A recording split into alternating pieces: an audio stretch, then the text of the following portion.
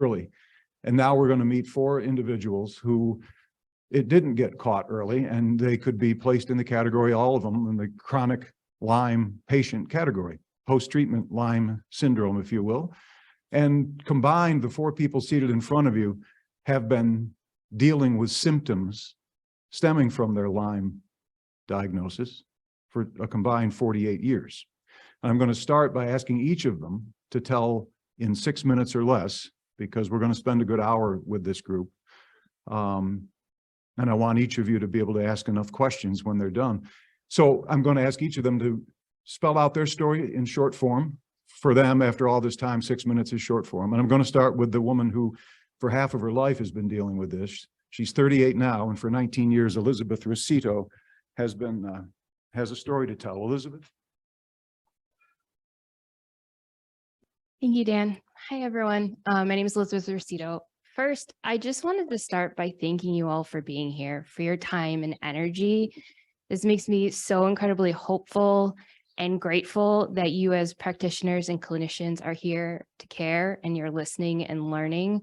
I know that many of us are hopeful to meet practitioners like you that are receptive to listening and are open to collaboration on our journey. So thank you. Today, I'm an angel investor and consultant. I help women start and grow businesses. But my Lyme story starts in the fall of 2003 when I was 18. That was my first weekend of freshman year. And I started getting relapsing remitting fevers, a lot of fatigue, a lot of energy, swollen lymph nodes, a lot of ER visits trying to figure out what was going on. Got into the care of an infectious disease doctor back home in Syracuse, New York, had things like swollen lymph nodes. That lymph node was removed and biopsied for non-Hodgkin's lymphoma, which was negative, lots of steroid pulsing, lots of antibiotics. My case was referred over to the Cleveland Clinic, lots of round tables at places like Rochester and Strong and St. Joe's. Many holidays were spent on the children's floor in St. Joe's watching fireworks there as they just tried to figure out and help me piece together what was my story. Lots of knee pain, lots of swelling, joints, things like that persisted over through the years. And then 4 major knee surgeries in California. And it wasn't until I got to a doctor at Stanford when I was 32 that did an ELISA spot test and a Western blot, and that came back for both Rocky Mountain spotted fever and Lyme disease. And was into my first treatment course of doxycycline and got C. diff and got septic and was admitted to the ER there. And I just continued to really try and work and try to find my place in the community and carry on as best I could. And a system that is designed with Lyme, they call it the great imitator. It's a very complex disease. And for someone who's been dealing with it for quite a long time, they're probably going to come to you with a lot of information, a lot of prepared information, because they are trying to be a good patient and get that information across to you in a 15-minute visit, because we know that's kind of what we have in this system. And then I moved from San Francisco to Boston in 2019 after my first couple years of treating, and got into the Mass General and Harvard teaching system. And I was one of the people that chose to pay a $6,000 retainer to the concierge practice because I knew that my case was so complicated that I needed to have time with a doctor who could sit down with me for more than 15 minutes. So these became 45-minute appointments, and I was referred out all over. And so now I'm 37. I'll take back a year, but okay. That is 19 years of my life. And I'd say that we as patients are experts. This is something we live every day in and out. If you're someone like me that has multiple graduate degrees in data analytics and large scale information systems, I want to come to you with spreadsheets and be very prepared, because I want to collaborate. I want to get you the information that is there as fast as possible so that we can figure out the right course together. And then also a few anecdotes I'd like to say is really highlight the financial burdens of not catching Lyme early.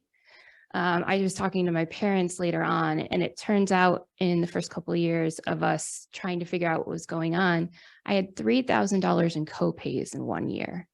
$10 here, $20 here, trying to see ER visits, doctors, specialists. That's really a lot of financial burden on a family. And I was very lucky to be under my parents who had very good healthcare at the time. And then as I was older, I was very lucky to be making good 6-figure jobs. But when I had knee surgeries, I was paying $80,000 pocket out of a year trying to get care and things like that, whether it was functional, whether it was in systems. And I want to say clearly that, means I'm privileged, and as are a lot of us up here, but that's not the case for everyone. We are living in a system that's not always necessarily designed for us. So that's why you might come across patients that have chosen to go the non-traditional route and seek functional care outside of a system, or you might see a patient who has gone through the traditional system, but has been around and gotten lots of diagnosis or maybes, or hasn't quite gotten there. So I really end in saying and move on that we as patients don't want to stay stuck. We really want to collaborate with you, and we want to be helpful, and we want to work with you to get to a diagnosis together. So I think we'd be open and collaborative, and really are trying to just get the most out of a system that isn't necessarily designed for incredibly complex or mimicking cases today. So thank you so much. Thank you, Elizabeth. I appreciate it. The next patient you'll hear from, and I know every doctor that stepped up here has started with a slide on their disclosures. So once again, in full disclosure, this young guy is my son. His name is Jonah Cummings. Jonah, the floor is yours. Thank you, Dad. And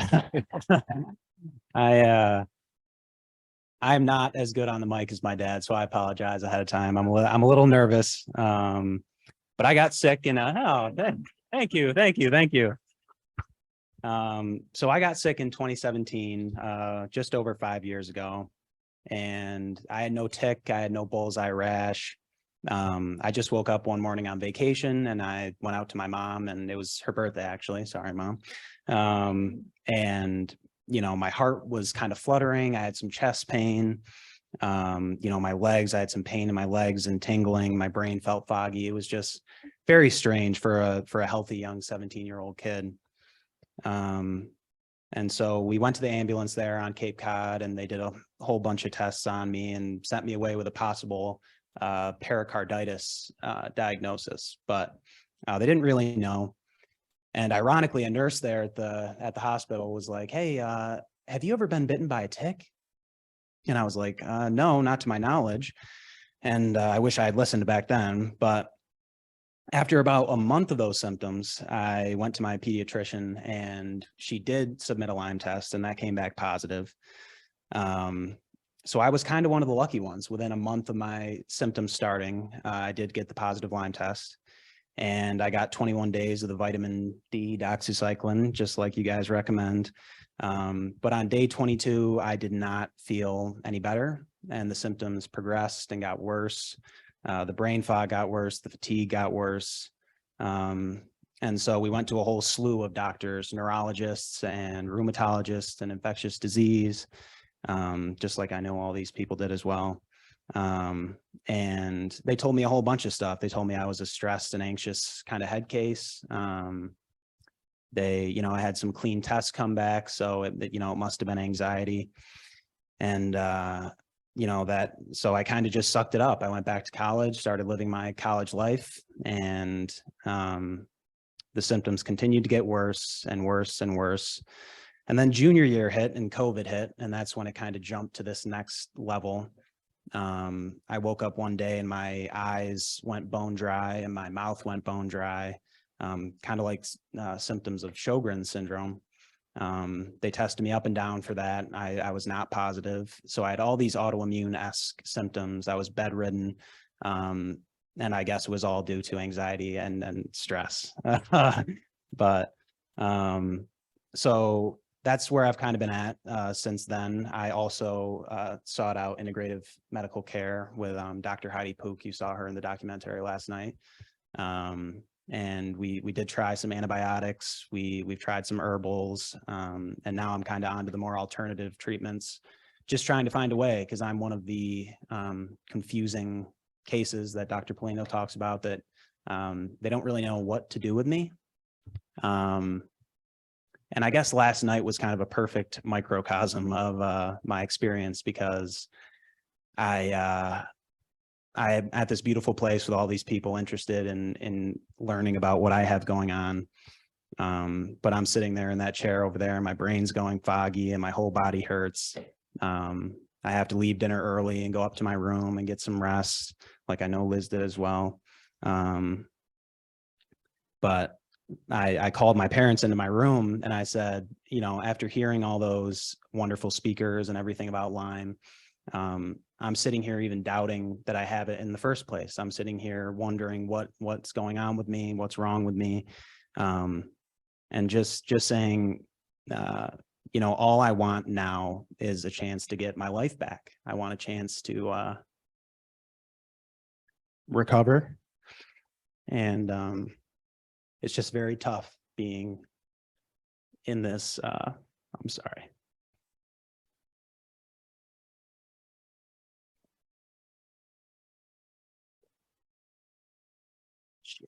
I told that. You can pass the microphone to the right if you'd like. Yeah. Well, yeah. Thank you for listening. Yeah, and we'll come back to you. Yes, you are. Thank you, Jonah. Our next speaker is Margo Pinerio, and I'd like her to offer her story to you in capsule form. Margo? Thank you, Dan. I'm going to try and speak fast because I'm going to get a lot of information out.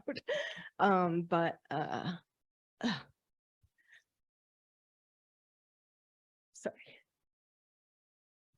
I want to thank everybody who was involved with getting this pulled together, everyone and anyone who was a part of this, because if you had told me back when I first got Lyme that I would be sitting here with a group of people that care as much about this as I do, I would have said, no way. My story is that I was diagnosed in March of 2021. And I may have had symptoms maybe 6 or 8 months before that. I was having a lot of very bizarre symptoms. I couldn't really figure out what was going on. We just were in the middle of a pandemic. I was going through a really traumatic event. So it was all at the same time. So I kept having all these really strange symptoms and I couldn't figure out what was going on. Thank you. And, you know, the typical neck stiffness, you know, if a doctor had asked me if I had flu-like symptoms, I would have said, no, I don't have flu-like symptoms. I have a lot of weird symptoms, but none of them are flu. So I kept going into my doctor and saying, you know, okay, now it's my ear, something's going on with my ear, and we do blood work and everything would come back normal.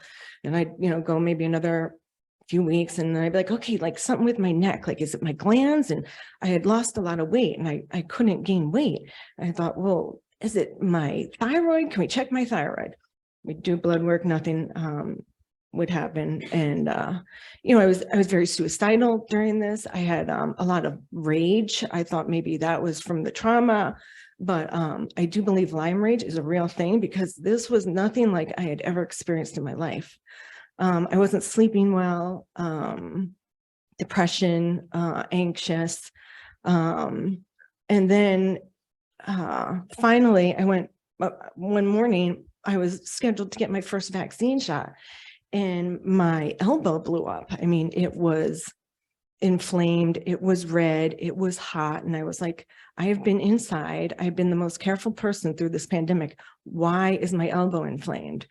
I had taken my car to drop it off. I had to take an Uber back. And I remember I went to get into the Uber and used my hand to slide in. And it was this shooting pain like I had never felt before. I mean, it was unbelievable. So it was a Sunday. I had an app on my phone for my insurance, called, do the virtual, you know, on my phone. This is my elbow. What's wrong? The first doctor said, oh, maybe it's a maybe it's bursitis. So next day was Monday. I called my doctor. They did a call, telehealth, and showed my elbow. He says, oh, it must be staph. So finally I was like, no, something's not right. Like I'd even been in the emergency room with heart stuff because I was like, am I having a heart attack? Something's going on with my heart now. And I kept saying to him when I got to the doctor's office, like everything's on my left side, like my knees are hurting, but more on my left knee. Now this elbow thing. So can we just do blood work? Let's just do blood work. I want to test for like autoimmune disorder. He writes down autoimmune disorder. He's like, okay, should we test for Lyme? Yep, test for Lyme. Never in a million years thinking it was going to be Lyme.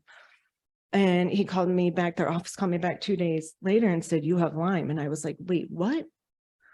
So I actually, I was terrified because I don't have family. I don't have a mother and father to fall back on. I don't have siblings to lean on. I don't have a significant other. I don't have children. I've been working at the same company, UBS, for the past 17 years. And I knew enough about Lyme, and I'd always been a hiker. I'd always been an outdoor girl. I knew enough about Lyme to be terrified by it. And so when they told me that, I was like, okay, I cannot afford to be laying in a bed in pain or not be able to get up. Like this, this is it. So I immediately started doing tons of research. I would just call people like coworkers and stuff. Like, do you know someone who has Lyme? Okay, can you talk to them and ask them what they did to get better? Because I had actually made an appointment with the local infectious disease doctor and the local integrative doctor, but they couldn't get me in right away. So I was doing tons of research before I even got to their appointments. I had actually spoke to Royale. I had contacted her and she was the one that sort of gave me the names and who I could go to. And then I followed up on that and couldn't get in right away. Anyway, I was seeing a therapist at the time and her husband had Lyme. And she said, read this book. And so she said that it had helped him a lot with his Lyme. So I got the book. So by the time I got to the infectious disease and the alternative integrative doctor, I had already had a ton of information and I knew without a doubt that I had Lyme. And I was told by, they put me at, my general practitioner put me on Doxy. But then I immediately just started getting supplements and doing a lot of the stuff that this this book said. So when I got to the infectious disease doctor, I was not able to see the person I wanted to see. I saw somebody else and they looked at my blood work and said that it did not meet the CDC requirements and that they would not have diagnosed me with Lyme. And said that I should probably see a specialist, a rheumatoid arthritis specialist, I think they said at the time. And I left the office. And by the time I got to the integrative doctor, I was already doing a lot of what she was suggesting to do. So I just kind of was like, okay, I'm on my own. So I, like some of these other people here, have followed the not so standard procedure of trying to figure out how to get better. And so I've spent the last year and a half or a little bit more of just doing supplements. I literally did an about face with my my diet. You're talking to someone who was living off of Frosted Flakes and Twinkies. I now do not eat anything that's processed, no sugar, no gluten, no dairy, no caffeine. I mean, I did everything because this was my life. My life depended on it. And so with the supplements and then all of the changes in my eating, I eat clean, really clean. I feel a lot better. The last thing that just recently left was the tinnitus, the ringing in my ear, and that's gone, which was driving me crazy. So like some people have already said, the financial burden for me, I mean, thank God I have a good job, but I spend a ton of money on food because I'm only buying organic and I'm only buying, whole foods. And then these supplements on top of it, which at one point I was taking 3 times a day. I mean, up to 20 supplements 3 times a day. So the financial burden, but then not only that, for me, it's this.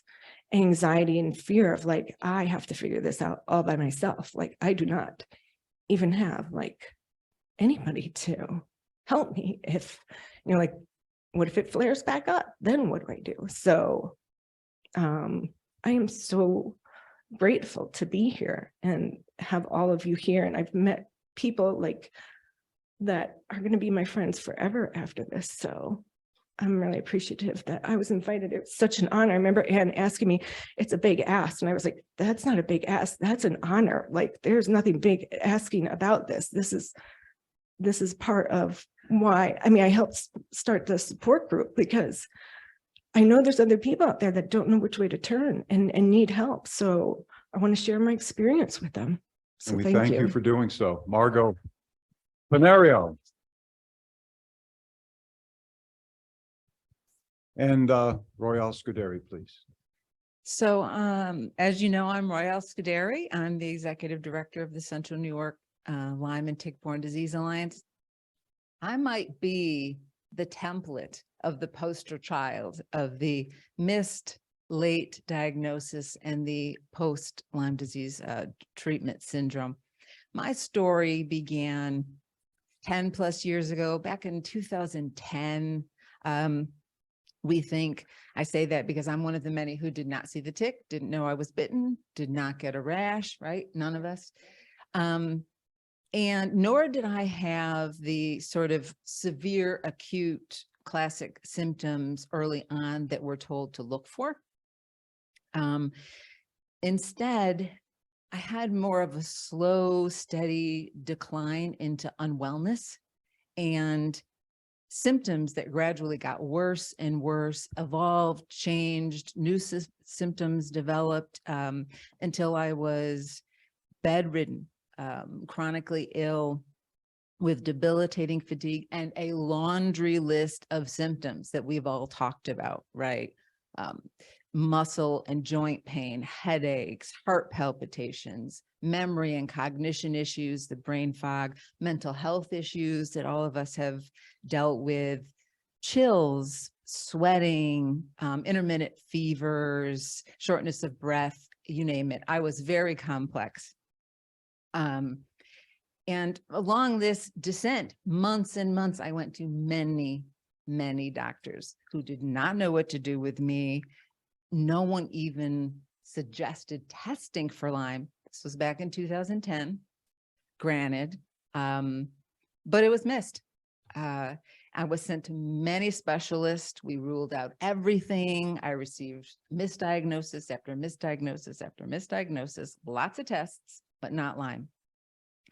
Eventually, I got to a doctor who said, hey, have you ever been tested for Lyme disease? And it was positive. I did not know at the time how lucky I was that I had a positive test. We started doxycycline. I felt a little better, but many of my symptoms did not resolve, and I didn't recover as we had expected until we discovered, as we looked at my symptoms and I had further symptoms develop, that I also had babesia, which had complicated the diagnosis and treatment because of the overlap and blurring of symptoms. So at the time, Chris wasn't here yet, unfortunately. The local docs here just didn't have experience treating babesia or late stage disseminated Lyme disease. So I drove to a general practitioner primary care doc in Long Island who, of course, because it's been endemic down there for decades, had been treating tick-borne disease patients for a very long time and was used to it. Luckily, I had family down there, so I had free room and board when I had to go, which was helpful. And so I gradually improved with months of antimalarials and antibiotics that were rotating. I did get a gradual starting to feel better resolution of my symptoms, but it's true, you know, as with some others, I didn't really completely turn that corner until I added in the necessary vitamins, supplements, herbal adaptogens, and made some lifestyle changes, all with the approval and understanding of my doctor, geared towards supporting my immune system to be able to help my body fight these diseases. And that really helped me. So overall, this diagnosis and treatment journey took 2 years. Then another 2 years working with upstate integrative health doctor to regain my health capacity and strength and immune system resiliency until I was finally able to work again. So, imagine a healthy, fit, active mother of 4, successful professional who ends up bedridden, having to give up a promising career as a writer because I could not remember words. I couldn't form complete sentences. Imagine ending up $60,000 in debt due to copays and medical expenses, travel, lost wages, this even with great insurance and a stable support system. Even worse, I think, than the loss of my health and my career and crushing debt were the intangibles. This disease was so debilitating that I could not be a mother to my 4 children, especially my youngest, who at 11 had to get himself up and breakfast and off to middle school by himself with a mother who could not get dressed many days. It's a miracle he made it through middle school, testament to his personality and the help of his older siblings. My husband is in the military. He was gone a lot. So effectively during those years, my children took care of me instead of my taking care of them. That's what this disease can do. It affects the whole family. Now, many years later, I'm functional. I have no acute symptoms. I've mostly recovered. I look perfectly healthy. I have pristine blood work, but still I'm plagued with chronic, I call leftover symptoms, typical post-treatment, chronic pain, still memory issues, arthritis, fatigue, a loss of mental sharpness. My memory and cognition issues never really came back, and a general lack of endurance, I would say, and health resistance that limits my life. Before tick-borne disease, I was very healthy. I rarely went to the doctors. I had been on antibiotics the first 40 years of my life, maybe 5 times.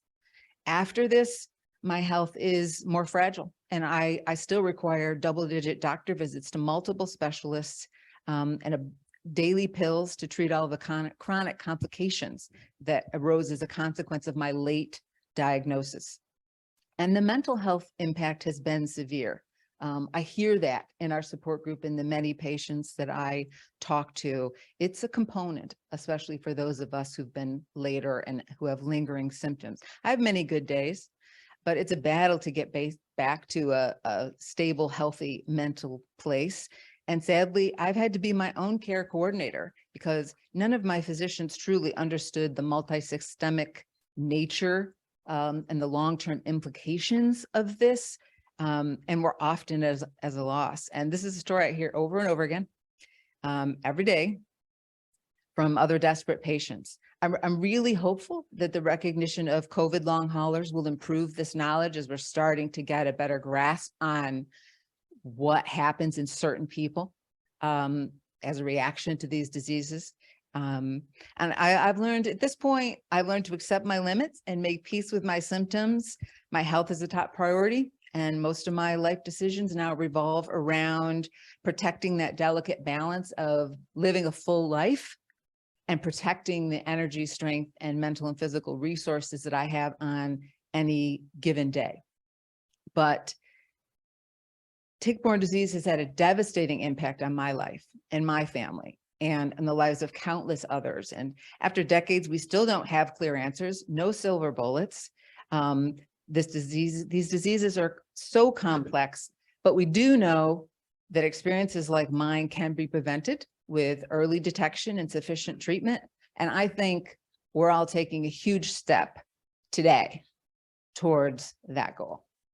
So thank you for listening. Thank you. Thank you for being here. Royale.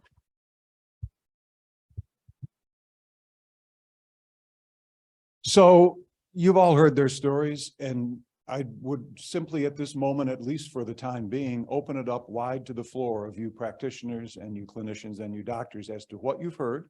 If you wanted to ask them any questions about the commonalities you've seen, because they're not 4 oddballs. There's a lot of them out there. 4 of them were invited to this conference to share their stories about post-treatment chronic Lyme. Anybody want to weigh in on their journeys, what you've heard, questions directed to any one of them individually about their diagnosis, their prognosis, their care and treatment? Thanks for sharing your stories. I also, as Royale knows, had a family member quite ill, undiagnosed for several years, and she's got a long journey just like you. So it touches me very significantly well. And I think it makes me a better provider because unfortunately I've lived it. I'm aware. I'm always thinking, I don't want to miss it for somebody else. Curious about supplements. I'm wondering if you'll all share specifics. Your book that you referred to, I'd be very interested. And I think that would be important for us to hear. I'll go ahead, Margo. Mike, you guys share that mic. The book that I referenced is Unlocking Lyme by Dr. Rawls. I literally use it as like a Bible. Like I just followed everything he said to do, and researched and got supplements from different areas, some from Vermont, some from, online. And there was one point where I was doing supplements 3 times a day, and I'd say there was 25 supplements each time, but I didn't care. And he has tips in the book on, take it with coconut milk. And so it just helps a lot with all the powder in them. Elizabeth? Yeah, commonality. I think in addition to supplements, sugar too, we all had major diet and lifestyle changes. We understand how to deal with our energy now. I think we all eat very clean, whole food diets, which have helped a lot. Supplements do help. I have taken and do take quite a lot of them still. I find that they help. Mushrooms, some functional mushrooms and tinctures have helped me with memory, and things like magnesium, B12, methylated. I have some genetic detox pathways that are impaired and things like that. So I find them to have been very, very helpful in sleeping and getting rest and energy, things like NAC, which I know is sometimes controversial, and some other adaptogens as well. Royale? I think I'm very similar, and I will say we may share the same genetic variants. And so I also had to take methylated B vitamins. I had a problem absorbing vitamin D, which we know is necessary for everything. I do take magnesium.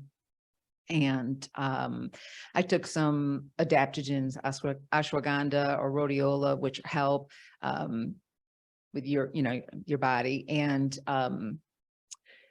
fish oil for my brain health, and ginseng for energy. So a lot of those sorts of things that I knew upon research and with talking with the doctor had a good safety profile. And we thought couldn't hurt, was worth a try. And I did try other things. Those are some of the things that really consistently helped me to get back. I don't take all of them now. I still do take a few of them to maintain that. And I would agree, echoing Liz, I think all of us, I am ruthless about my sleep, my energy, very clean, and my diet. Might as well eliminate anything that could be harming my body so it doesn't have to work extra hard.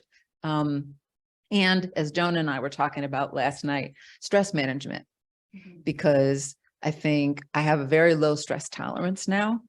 And so when I do start to get stressed, everything else sort of gets worse, and I sort of succumb to, poor health, if you will. So that's key for me, I think, to keep my body in, tip-top shape. Jonah? Yeah. And 5 years ago when I got sick, I had people like these people telling me that advice, mushrooms and herbs. And I was like, yeah, like I was crushing a beer in college, like where, I was, having the doxycycline, and I was like, 1 bottle of pills, I'll be fine. And, have a blue light and watch the basketball game. But after 2 years and 3 years and 4 years, you really start to have to experiment and look into things that you thought might be ridiculous way back in the day. And I've found through my own experience with working with integrative medicine that herbs and glutathione in particular helped me with my energy, and NAC, which you said can be a controversial topic, but that helped me out quite a bit. Fish oil, because I have a lot of problems with dryness and in the eyes and the mouth, and that helps quite a bit. Vitamin D for sure. So these are all things that I would not have thought about when I initially got sick, but now I realize there is quite a benefit, and we had bodies that needed to be rebuilt. We needed to be kind of supported with these things.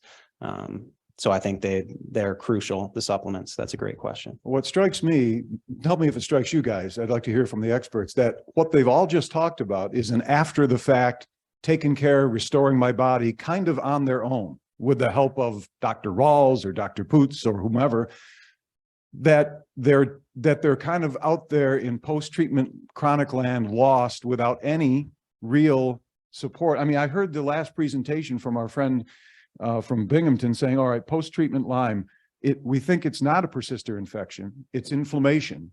And it's the immune system. Do any of you practitioners have anything to offer this group at this late stage? I mean, after 19 years, 5 years, 10 or 22 years, to help them beyond just, I'm off gluten now. I mean, they're trying their best to clean their life up. Is there anything clinically that can be offered as hope to this group and others like them medically? Your kind of medicine. Really hoping to see what happens with the COVID long hauler data that's coming out and the money that's being thrown at that, because I think there's a lot of parallels. And I think that we may be able to have some better options for our patients. It's really, right now, we're still, in the pandemic, I guess, or it's epidemic now. We have patients that are referred to our clinic, our infectious disease clinic, all the time for long COVID syndrome. We have to turn them away because we have no idea how to even handle these patients, and we don't have the manpower to do it either. So I'm really hoping that we're going to get some information and something to guide us from that standpoint that may be used in a parallel for Lyme patients who are dealing with all of these aftermath effects of the infection. I alluded to it yesterday in my talk. Hydroxychloroquine for my patients with joint pains, it seems to make a world of difference. It's interesting. A lot of the Lyme clinics that are out there, one of the medications that they throw into the mix is hydroxychloroquine. My understanding is that they use it for a different purpose. I think I've heard them refer to biofilm penetration or something along those lines. I'm not really sold on the science behind that, but I think the medication works, and it definitely helps people with the joint pains for sure. The neurologic stuff, the brain fog, that's the thing that I really struggle with. I've talked with some folks at Johns Hopkins, and I think Dr. Fallon's going to talk a little bit about this later.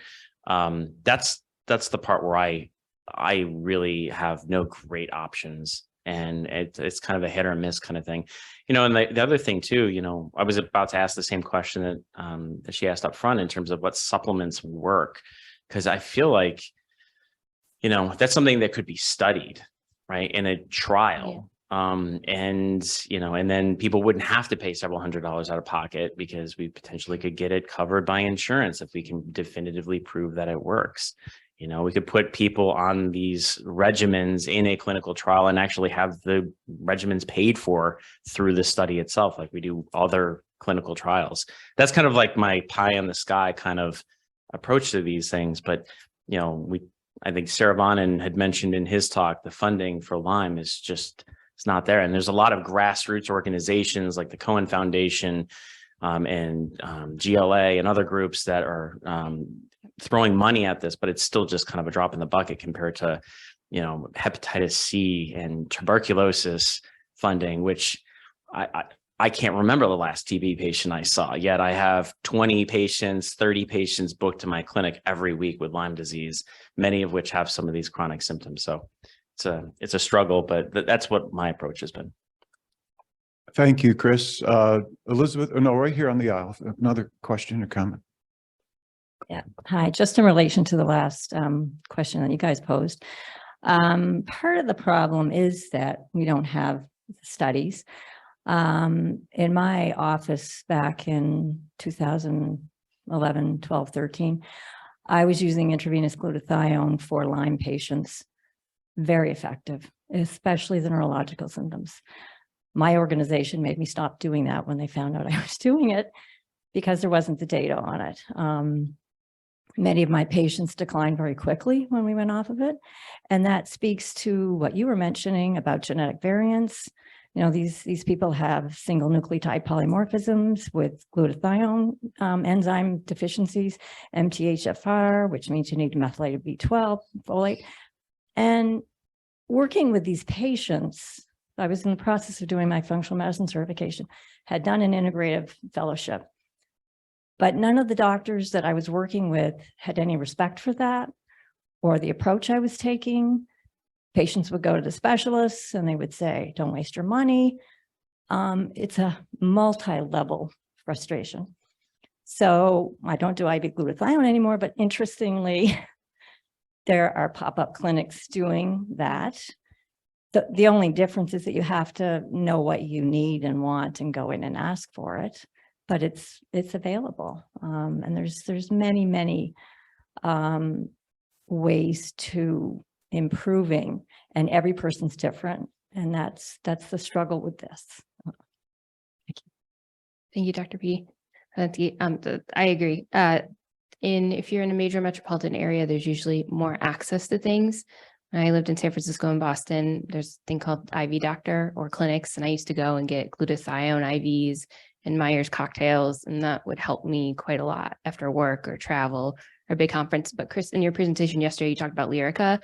That has incredibly helped me with joint pain. I saw a rheumatologist who prescribed that for me, and I would say that has allowed me to walk with my dog again, get a dog, in fact, and be able to go and hike again. So I just wanted to share that as one data point. I'll say, been there, done that. None of those things helped me. Full disclosure, meloxicam helps me as well. And I will triple this boy needs a dog. No, that's off the table. Just come on now. Seriously. Well, if it would work, I'm telling, we had this discussion last night. My support dog, my Charlie, everybody that I work with knows him. all of these years, all you need is a support dog. Helpful. Who knew? You know, it makes me feel better. It is good with stress relief, and it forces me on those days when I don't want to get up to go out and take him for a walk. And so I'm telling you, I get it. I get it. And it's not, but all the stress that these gentlemen and ladies have all talked about, the stress and the depression and some of the mental health issues, they have followed on from the chronic symptoms. It's not like they were stressed out before the tick bit them. But like my son said last night, he's even beginning to wonder again, God, do I even have Lyme disease? Because of the equivocal nature of the test. So, but now we're down to the post-treatment, and it's inflammation and it's immune response. Or anybody in the room got any expert tips on building that immune system? I mean, okay, so Jonah had a gluten allergy, stopped doing gluten. Part of him started to feel better, like anybody would off gluten. Anybody got any? Because it seems like if it's not a persistent infection and it's going to be an inflammatory response or an immune response that is basically plaguing the long haul Lymers, what great advice do we have to reduce inflammation and bolster the immune system? Can I say something off Please that do. quickly? Yeah. I think it's very easy to scoff at patients who tend to go to these alternative routes and try new things. I'm trying ozone therapy right now. It's, it's a shot in the dark, and it's something I've did some research on from just anecdotal evidence, and we'll see. But if it was your son or your daughter that was suffering with this, and you've exhausted all regular Western medicine, options, where else are we supposed to go from there? It's easy to say, don't try antibiotics. That could go wrong. Don't try, supplements don't really work. Don't do that. It's a money scam. It's all this, but we have to try something. We have to do something. I mean, it's like, we have to try these options. Maybe they're not proven by science. But I just want help. I just want to get through this, or get to at least functionality that these folks have partially reached. Yeah, Doc. First off, I think there's every provider in the room wants you guys to feel better. You know, our Hippocratic oath says, first do no harm though. And the difficulties we have is we don't have studies like Chris was talking about. What we need is studies that show the alternative meds you are using are helping. Now, the good news is most of them are very safe. They're just very expensive. And that's a big issue. But, you know, as difficult your trials have been with your disease, and I don't wish it on anyone, not my worst enemy. You know, doctors for the most part are trying to do what they can for you. The problem is there are docs out there who take advantage of the situation and who lead Lyme patients on for years and years and years.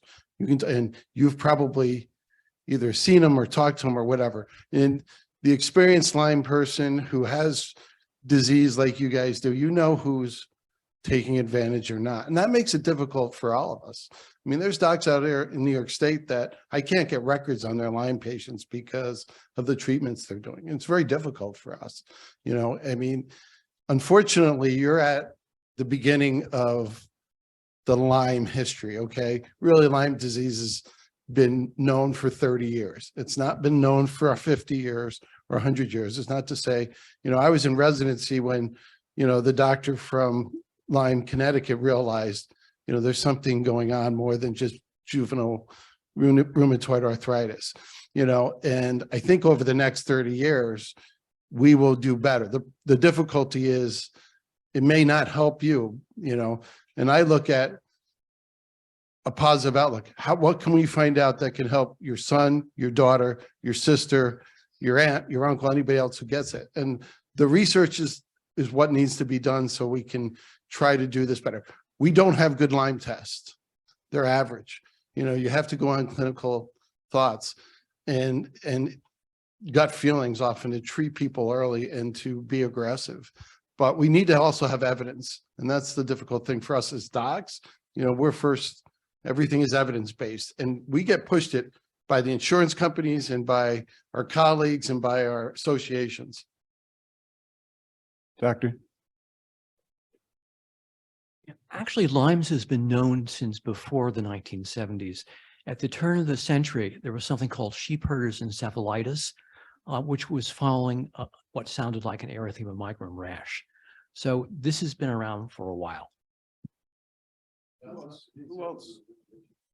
Anybody else? Right here. Then we'll come to you, Doug. Just a thought, any experience with the medical marijuana or acupuncture? I can speak to that. In San Francisco, I did do acupuncture quite a lot. I think it helped for some things, but not everything. And I did have a medical marijuana license. I only used it for pain days, and it did really help quite a lot. I'm very curious and interested in what's coming up with psychedelics. Have not tried any myself, but I think there's a lot of interesting research coming up, especially around depression. I do know a doctor, an infectious disease doctor in Arizona who's been studying it, and there's some really interesting stuff there as well. So I have found some relief and some help with that. And I think actually it's been more mental health related that it helped with. So that'd be an interesting point, but I know we had another question for us all to talk about because I think we all had mental health journeys. Yeah, I just have a quick question. I guess maybe it's not really a question. It's sort of a conundrum to solve. I think that we are realizing that it's not just one other supplement that seems to help people, and that can really influence how you go about evidence-based studies. How do you know what to test? And if you test something in and of itself, like one part, it may not be enough, and you might get a false idea that it doesn't work. Is there a way to create some sort of database of collection of different patients that have had this disease, that have gone through successful treatments, what they have all been on, so that something can be filtered down in order to make a study so that we can prove that something works, because there's so many supplements and so many people are on them. So I can say there is My Lyme Data, which is a patient resource. Basically, hundreds of thousands, if not millions of patients go on there and report this was their symptoms. This was their stories. Here are the things that helped. Here are the things they had reaction to. It's sort of crowdsourcing that from a patient's perspective of what has helped them. And there have been some very interesting things that I've discovered on there. I participate in that because I think we need to collect that crowdsourcing data. So I think that would be a good starting point, but I think you raise a good point. And I think we've talked about this and Julie mentioned this. Everybody's different. And that's the problem, I think, with these lingering diseases is the combination of what helped me might not have helped Liz, might not have helped Jonah, might not help Kristen's daughter, because they're basically trying to support our individual bodies. And that's a combination of lifestyle, genetics, variants, genetic variants and those sorts of things. So you might be able to find some commonalities. Okay, please, if you live in North America, you need vitamin D. All right, I can go on a soapbox there, right? Get it tested, get it. I mean, there's some certainly very common things, but I think the cocktails are going to be different based on each person's biology and other underlying, other conditions that they have and those sorts of things. So that's what makes this very difficult, because medicine is not set up for individualized medicine who has the time or the resources for that. Yeah, I just want to agree with what you just said, because, we're running a clinical trials network and we would love to do a study of herbals to see what works. We talked to someone at the Center for Complementary and Alternative Medicine at NIH. But the way it works there is that you can only test one thing. So you test one thing. And as you said, when you talk to the integrative medicine doctors, they say, well, you can't do that because you need to personalize the treatment for the patient, which then makes it impossible to study because everybody's doing a different treatment. So it's very challenging. Another comment is, I love the comment that physicians sometimes make is, what would you do if it was your mother or your son? What would you do? That's a great question to ask a doctor, because sometimes they'll tell you what the guidance is in the textbooks, because that's what they have to do. But then if you ask them what they would do if it was their child or their wife or whatever, you might get a slightly different answer.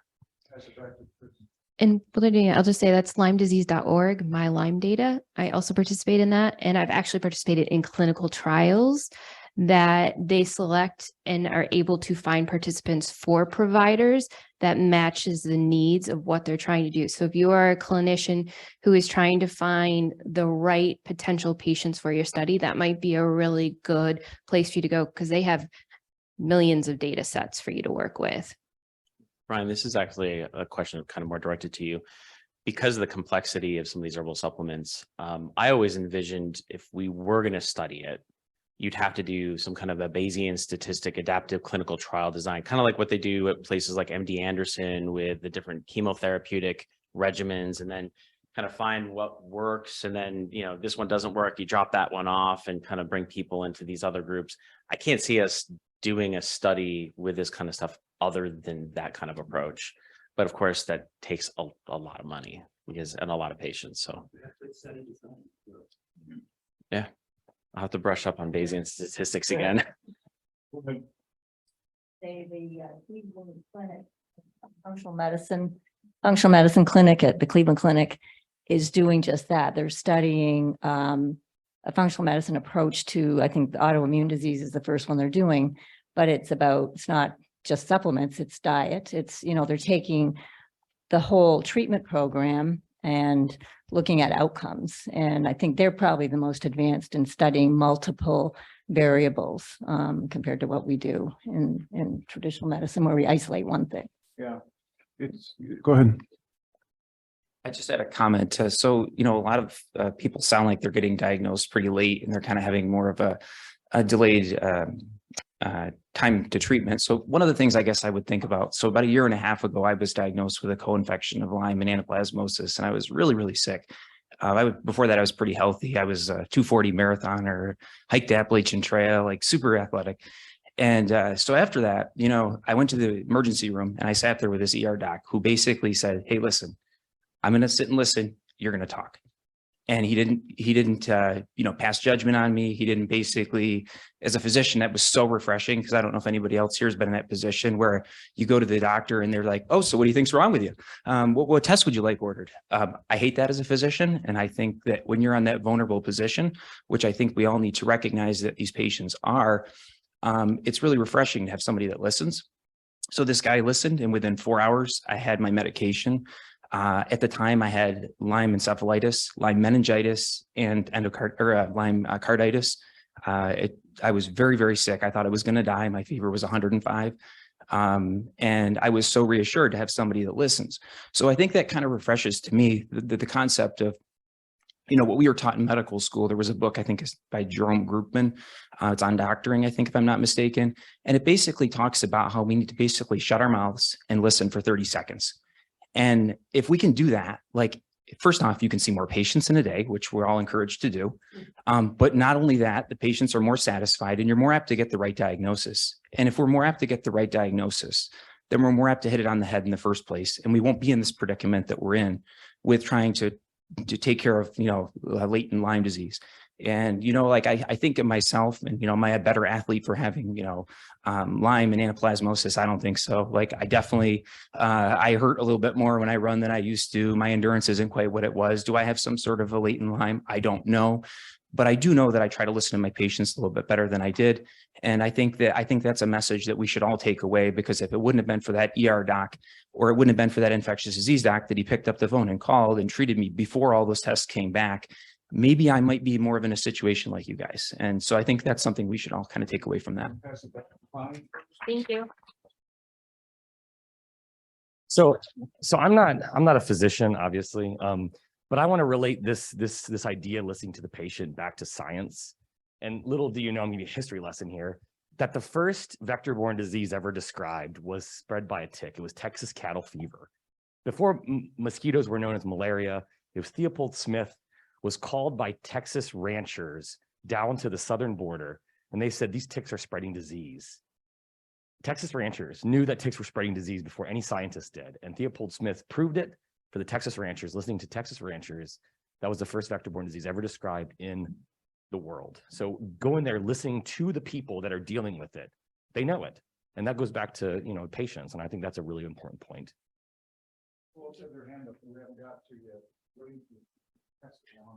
And Chris, you're talking about science and study before. I believe it's Johns Hopkins, but I'll find it out. There's actually a really great study going on right now that is 3 control groups, and it's those with Lyme, those with COVID, and those with COVID and Lyme right now. So I'm really hopeful to see what that results in.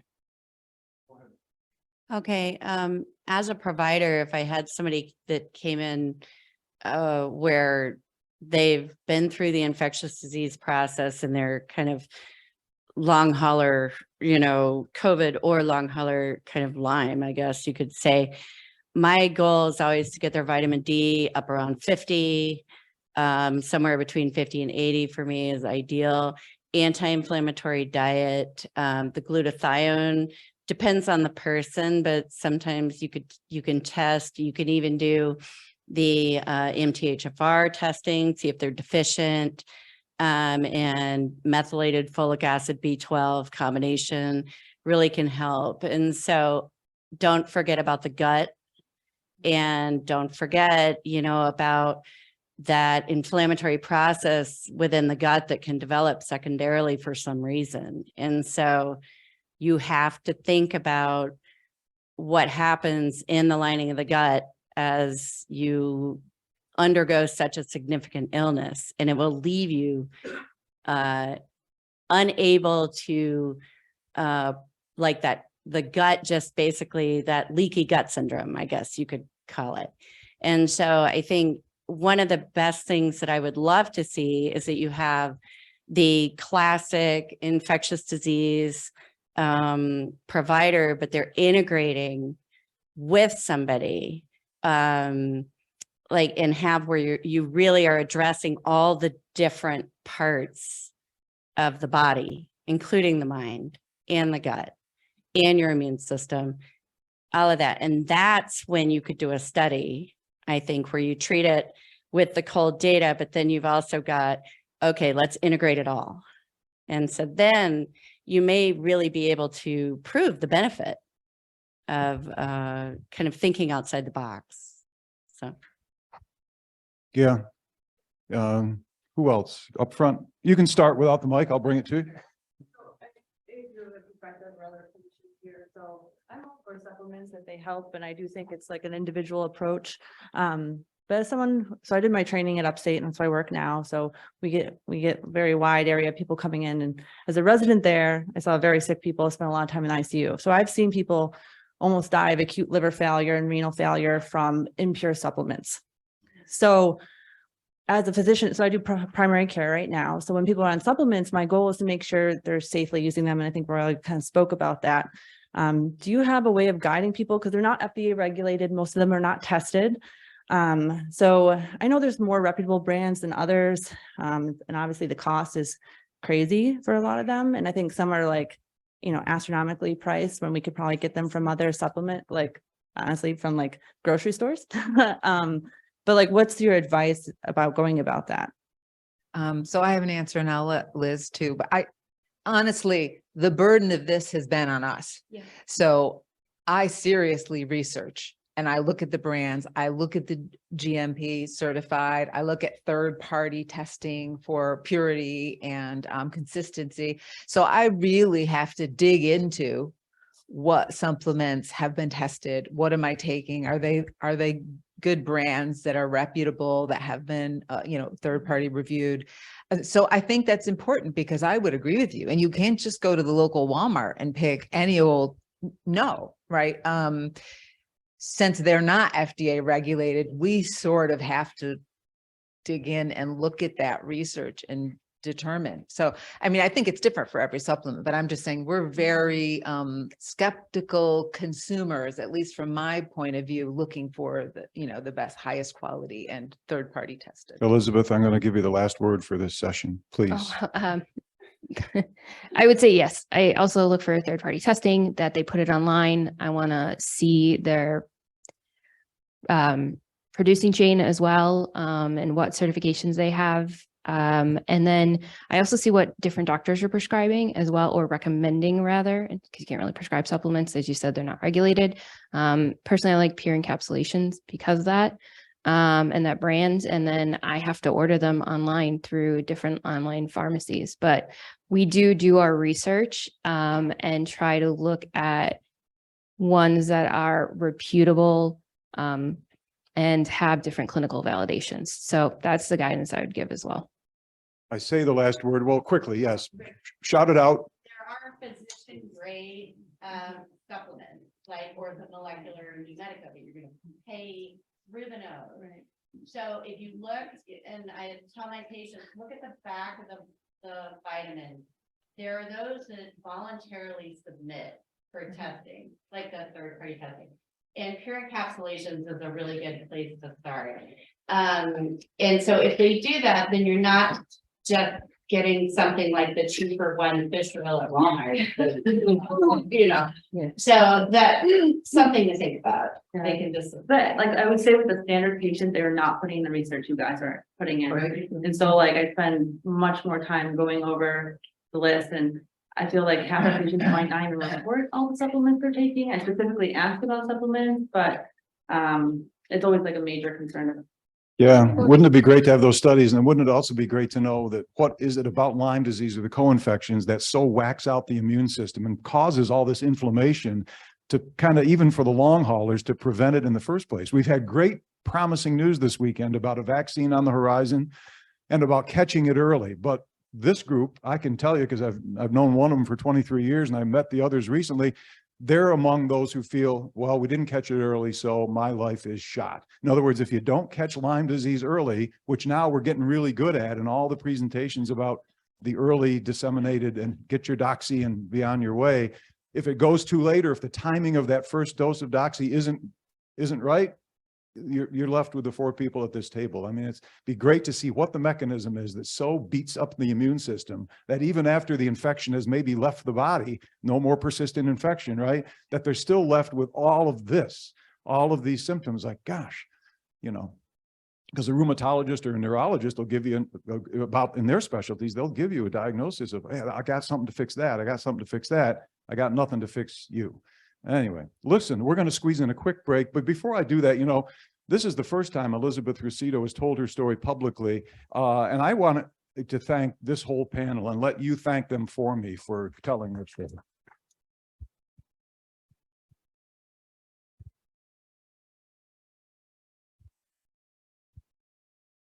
And just to keep everybody on time, do try to get back in the room at 11:15 for Dr. Fallon.